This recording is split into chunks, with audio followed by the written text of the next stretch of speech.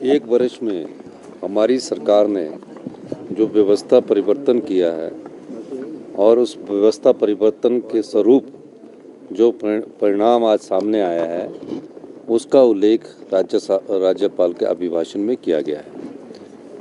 व्यवस्था परिवर्तन की नींव हमने अपने पहले बजट में दर्शाई थी और आत्मनिर्भर हिमाचल की दिशा में हम आगे बढ़ रहे हैं। निश्चित तौर पर मैं कह सकता हूं कि कठिन आर्थिक परिस्थितियों के बाद भी हमने जब आपदा आई, लोगों को राहत पहुंचाई, भ्रष्टाचार पर लगाम लगाई, जिस सबॉर्डिनेट सिलेक्शन बोर्ड में नौकरियां बेची जाती थी और उसकी हमने इन्वेस्टिगेशन करवाई और उसके बाद जब हमने पाया कि ये धंधा काफ़ी समय से चल रहा है, उस सबॉर्डिनेट सिलेक्शन बोर्ड को हमने भंग किया। वो हमारे 1 साल की भ्रष्टाचार पर लगाम लगाने की एक उपलब्धता है। आपदा में हमने लोगों को सहायता पहुंचाई। उसके अलावा ग्रीन स्टेट का जो हम परिकल्पना करके चले हैं, उस दृष्टि से एक सोच समाज में भी बनी है और हम उसमें आगे बढ़ रहे हैं। शिक्षा के स्तर में, गुणात्मक स्तर में सुधार करने के लिए शिक्षा के संस्थान खोल दीजिए, लेकिन उनकी शिक्षा में अगर गुणात्मक सुधार नहीं होगा तो आपको उसका काफ़ी नुकसान भविष्य में भुगतना पड़ेगा।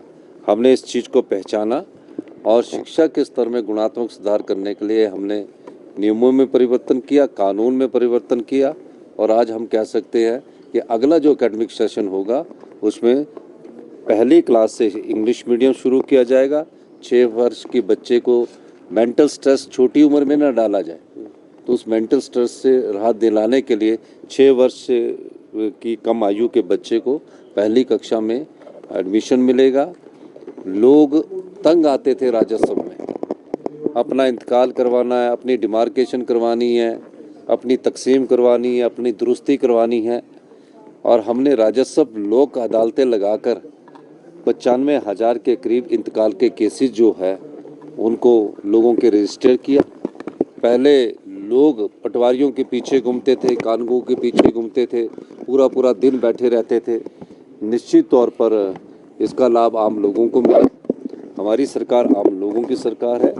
लोगों की अंतिम आवाज़ को पहचान कर हम अपना बजट का प्रोविज़न करते हैं। जो अनाथ बच्चे थे, जो कभी ज़िंदगी में सोच नहीं सकते थे कि उनके लिए भी कोई सरकार ऐसी योजना लाएगी।